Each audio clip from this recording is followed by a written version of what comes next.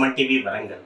సంగీత ప్రియులకు కాకతీయుల కానాచి ఓరుగల్లు పట్టణంలో ఒక విధంగా ముష్టాన్న భోజనం లభించింది. ఆదివారం అయితే విందు భోజనం లాంటిది. ఎందుకంటే ఘంటసాల గాయకుడిగా తెలుగు ప్రజలకు సుపరిచితులైన శరత్ చంద్ర ఒక ప్రత్యేక కార్యక్రమాన్ని రూపకల్పన చేశారు. వారి ఆధ్వర్యంలో కానీ వారికి సంబంధికుల ఆధ్వర్యంలో కూడా ఒక పెద్ద ఘంటసాల కార్యక్రమం జరిగింది. ఇక్కడ దాదాపు ఉదయం నుంచి సాయంత్రం వరకు నిర్విరామంగా వందలాది మంది గాయకులు ఈ కార్యక్రమాన్ని అందించారు. ఇటువంటి పరిస్థితుల్లో ఈ కార్యక్రమం ఉద్దేశం ఏమిటి, భవిష్యత్తులో ఇలాంటి కార్యక్రమాలు ఎలా చేయబోతున్నారు వారిని అడిగి తెలుసుకున్నాం. ముందుగా శరత్ చంద్ర గారు సార్ చెప్పండి, ఈ కార్యక్రమం ప్రధాన ఉద్దేశం. ఈ కార్యక్రమంలో SSMLR అంటే మ్యూజిక్ లవర్స్ రిప్రజెంటేషన్ అనే ఒక సంస్థ రీసెంట్గా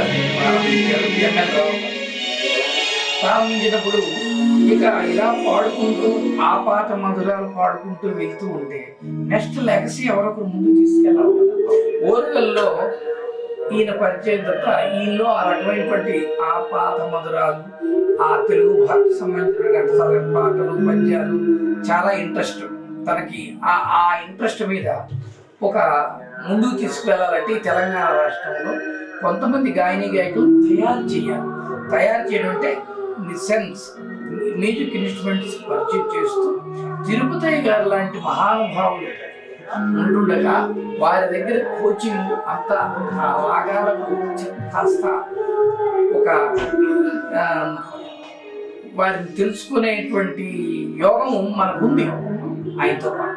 ఎందుకంటే ఆయన మనకు అందించేటటువంటి సంగీతం ఏదైతే ఉందో ఈ భావితరాల వారు తీసుకోవడానికి ప్రొఫెసర్ తిరుపతయ్య సంగీత విజ్ఞాన కేంద్రం అని ఈరోజు ప్రారంభించడానికి ఎమ్మెల్యే కోరుకున్నారు. ఈ సంస్థ ద్వారా వారికి హిందుస్థానీ 7 రకాలైనటువంటి సంగీతానికి సంబంధించినటువంటి పాటలు పాడుతున్నారు. అలాగే గురువుని ఏ విధంగా ఆరాధించాలి అన్నదానికి ఈ కార్యక్రమం లెగసీ ముందు తీసుకెళ్తున్న ఆచార్య దేవోభవ. అలాగే లోకల్గా వాటికి ఎలా పాడినా ఆ తృష్ణతో ఉన్నారు కాబట్టి 72 మంది గాయకుల్ని కోచింగ్ ఇస్తూ వాళ్ళకి తగ్గట్టుగా వాళ్ళ గాత్రం తగ్గట్టుగా కొన్ని యుగళ గీతాలు సెలెక్ట్ చేసి వాళ్ళతో పాడేది జరుగుతుంది. అది ఉదయం 9 నుంచి ఇప్పుడు దాకా అయిన తర్వాత సాయంత్రం ఆచార్య దేవోభవాన్ని అందుకు ఎమ్మెల్యే ఈ తరం వాళ్ళకి కొత్తగా సూచించింది ఏమిటంటే మనమంటూ మన బాధ్యతగా కర్తవ్యంగా ఒక 50 సంవత్సరాల పాటు తెలుగు భాషని సంస్కృతిని ముందుకు తీసుకువెళ్ళడానికి మేము సిద్ధంగా ఉన్నాము. ఎప్పుడు అంటే దానికి ఉన్న పాజిటివ్గా ఒక స్వర్ణ అవకాశం ఏంటంటే తిరుపతి గారు లాంటి మహానుభావులు ఎంతోమంది ఓరుగల్లో ఉన్నారు.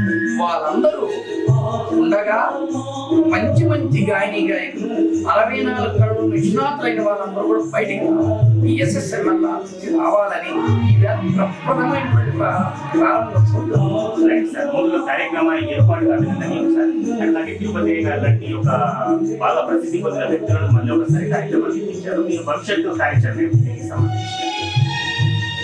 అంటే ఘంటసాల గారు ఆపాత మధురాలు ఘంటసాల గారు పాడారు.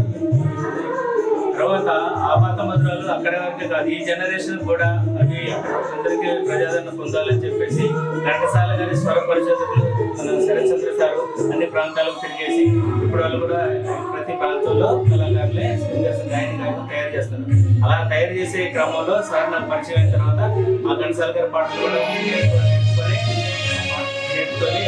పాడుతుంటే నచ్చేసి తర్వాత ఇక్కడ ఏం చేశారంటే ఈ తరం వాళ్ళకి ఈ ప్రాంతం వాళ్ళు కూడా పాటలు ఇవన్నీ SSMLR అని స్వర సంగమం మ్యూజిక్ లవర్స్ రిప్రజెంటేషన్ అంటే అన్ని ప్రాంతాల్లో ఉన్న గాయకులు స్వర సంగమం అంటే చేసి ఒక బ్యానర్ తయారు చేయడం జరిగింది. ఆ బ్యానర్లో మనం పాటలు పాడటమే కాకుండా ఈ ఏరియాలో అంటే సంగీత విశ్వాచార్యులు ఇటువంటి సంగీత జ్ఞానులు ఉన్నారు. వారి యొక్క విజ్ఞానం, వారి యొక్క సంగీత సేవలు కూడా అందరికీ తెలియాలని చెప్పేసి ఈరోజు వారిని గౌరవించుకుంటూ వారికి ఆచార్య దేవోభవ బిరుదు ప్రదానం చేస్తూ దానికి అనుగుణంగా ఈ పాటల కార్యక్రమం చేస్తున్నారు. తిరుపతి గారు ఆచార్య దేవోభవ అనే బిరుదుతో మిమ్మల్ని సత్కరిస్తున్నారు. ప్రత్యక్షంగా పరోక్షంగా మీకు అనేక మంది ఈ కార్యక్రమం మీకు ఎలా అనిపిస్తుంది? ఏంటంటే గౌరవించుకోవాలి సందర్భంగా ఒక మంచి నాలాంటి అంటే నాలాంటి వాళ్ళు ఎంతో ఇందాక వాళ్ళు చెప్పారు, నాలాంటి వాళ్ళు ఎంతో మంది ఇక్కడ నాట్య గురువులు ఉన్నారు, సంగీత గురువులు ఉన్నారు, కవులు ఉన్నారు. వాళ్ళు ఒక్కొక్కరిని అంటే ఇప్పుడు వయోవృద్ధులలో నేనే అందరికంటే ఎక్కువ పెద్దవాడిని, అది ఒక కారణం. తర్వాత సంగీతంలో కొంత నేను కొంత కంట్రిబ్యూట్ చేశాను కాబట్టి కొంత గ్రంథాలు రచించాను, ఎంఏ సంగీతంలో పాస్ అయ్యాను, మద్రాసు నేర్చుకున్నాను, అక్కడ ఎగ్జామ్ పాస్ అయ్యాను. ఇక్కడ ఎంతోమందికి విద్యాభ్యాసం సంగీత బోధించి ఎంతోమందిని పైకి తీసుకొచ్చాను. ఇవన్నిటిని గుర్తించిన నన్ను ఈ ఆచార్య దేవోభవ అనేటువంటి కార్యక్రమం ద్వారా నన్ను గౌరవిస్తే అందరినీ గౌరవించినట్టే. ఒక్కొక్కరిని వచ్చే సంవత్సరం ఇంకొకరిని. ఇది పరంపరలో ఇందాక లక్ష్మణరావు గారు చెప్పినట్టు ఈ స్వర సంగమం అనేటువంటి కార్యక్రమం ద్వారా దీని వ్యూహరచన చేసింది శరత్చంద్ర గారే. ఆచార్య దేవోభవ అనేటువంటి కార్యక్రమం ద్వారా ఒక్కొక్కరిని మనం నాతో ప్రారంభించి ఒక్కొక్కరిని మనం ఆచార్యులను గౌరవించుకోవాలనేటువంటి ప్రధాన ఉద్దేశం వారిది. అంతేకాకుండా రెండవ అంశం ఏంటంటే విజ్ఞాన కేంద్రం అనేది ఒకటి, సంగీత విజ్ఞాన కేంద్రం లేదు. మన పోతన విజ్ఞాన కేంద్రం ఉంది సాహిత్యపరంగా, కాళోజీ కళాక్షేత్రం ఉంది ముఖ్యంగా సాహిత్యపరంగా. కానీ సంగీతాన్ని సరస్వతి కుశద్వయం, అది సాహిత్యం మన సంగీతం. కానీ మన వరంగల్లో సాహిత్యము నృత్యము, సాహిత్యానికి ఉన్న ప్రాధాన్యత నృత్యానికి సంగీతానికి ఇవ్వలేదు. కాకతీయ టైంలో జయపసేన రచన నృత్యనత్తరాలు ఉంది కానీ అది మరుగున పడిపోయింది. ఆ మధ్యన ఒక టేబుల్ బుక్ తీశారు కానీ కాఫీ టేబుల్ బుక్ తీశారు. పాండగరావు కూడా ఎంతో శ్రమించి దాన్ని పుస్తక రూపం తీసుకొచ్చారు. కానీ సంగీతానికి నృత్యానికి ప్రాధాన్యత సాహిత్యానికి ఇచ్చినంతగా మన గురుజనులు ఇవ్వటం లేదు. ఇక్కడే వరంగలే కాదు ఎక్కడ కూడా. దానికి భిన్నంగా సంగీతాన్ని ఎందుకు మనం ముందుకు తీసుకెళ్ళకూడదు? చెప్తారు కదా సంగీతము సాహిత్యం రెండు కూడా ఇంపార్టెంట్ అని. సంగీతం అంటే నృత్యంతో కూడుకున్నటువంటి గీతం అనమాట. అంటే సంగీతంలో నృత్యము సంగీతం రెండు వస్తాయి. వీటిని కూడా మనము సాహిత్యంతో సమానంగా వాటిని కూడా అభివృద్ధి చెందించాలనేటువంటి ఉద్దేశం శరత్చంద్ర గారిది. అందులో ఈ సంగీతం అనేది ఎన్నో రకాలుగా ఉంది. అంటే శాస్త్రీయ సంగీతం, అందులో కర్ణాటక, హిందుస్థానీ, లలిత సంగీతం, సినీ సంగీతం, పద్యనాటక సంగీతం, హరికథ, ఇలాంటి ఎన్నో ప్రక్రియలు ఉన్నాయి ఈ సంగీతంలో. ఇవన్నింటినీ కూడా విభిన్న రకాలుగా వీటిని మనము అన్ని బతికించుకుంటూ అందులో ముఖ్యంగా ఘంటసాలగా వారి గానం వచ్చినటువంటి గానం లేదు. నవ్వుతో నవ్వుతుంది అందరికీ తెలుసు. ముందు కూడా అలాంటి వ్యక్తి రాదు. అలాంటి ఘంటసాల గారి పాటల్ని మనం బతికించుకొని ముందుతరాల వరకు వాటి మీద అభిరుచి కలగజేయాలని అదే ఉద్దేశం చొప్పున ఇంతమంది కళాకారులు, దాదాపు 72 మంది కళాకారులు ఈ రోజు పాడుతున్నారు. ఇంకా ఆ సంఖ్య కూడా మించిపోయింది. ఇంతమంది కళాకారులు ఈ రోజు ఉన్నారంటే వీళ్ళే కాదు, ఎంతో మంది అజ్ఞాతంలో ఉన్నారు. ఎంతో మంది కరీంనగర్లో, ఖమ్మంలో, వేరు వేరు పట్టణాలలో ఉన్నారు. వాళ్ళందరినీ కూడా వారు కరీంనగర్ కూడా వెళ్ళారు. వివిధ ప్రాంతాలకు వెళ్ళి ఇప్పుడు వైజాగ్ వరకు కూడా, ఆంధ్ర వరకు, హైదరాబాద్ లో వారికి తెలియని వాళ్ళు హైదరాబాద్ లో ఉండలేరు. కాబట్టి ఈ సంగీతాన్ని, ఈ రకాల సంగీతాన్ని బతికించుకోవాలని, ముఖ్యంగా సాహిత్యాన్నితో పాటు సంగీతానికి ఆ ప్రాముఖ్యత రావాలనేటువంటిది వారి ముఖ్య ఉద్దేశం. దానికి నన్ను గౌరవించుకోవడం వల్ల సంగీతాన్ని గౌరవించుకున్నట్టు వ్యక్తిగతంగా కాకుండా ఈరోజు నేను, రేపు ఇంకొక విద్వాంసుని గౌరవిస్తారు.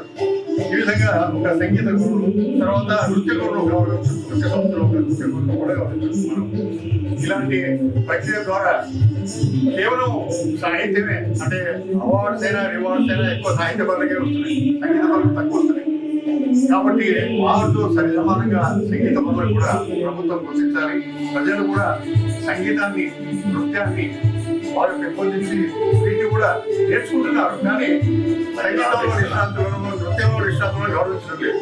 సాహిత్యకారులను గౌరవించినట్టుగా ఈరోజు సంగీతకారులను, నృత్యకారులను గౌరవించడం లేదు. అయితే వారిని గౌరవించాలనేటువంటిది నా ఉద్దేశం కూడా. అదే అదృష్టవశాత్తు శరత్చంద్ర గారు కూడా అదే దానిపైన ఈరోజు కార్యక్రమం రూపొందించారు. కాబట్టి ఇది నాకు ఈ సత్కారం ఈరోజు జరగడం నా అదృష్టం. అయితే అందరికీ కూడా నేను కృతజ్ఞతలుగా ఉంటాను. ఎందుకంటే ఉదయం నుంచి కూడా కార్యక్రమాలలో ముఖ్యంగా నా పేరే ప్రస్తావన ఎక్కువ జరుగుతున్నది. నన్నే వారు ప్రధాన ఒక హీరోగా పెట్టారు ఈరోజు. కాబట్టి నాకు చాలా సంతోషం. అంటే వ్యక్తిగతంగా కూడా ఈ సంగీతానికి చేసినటువంటి గౌరవం అని నేను భావిస్తాను. Thank you.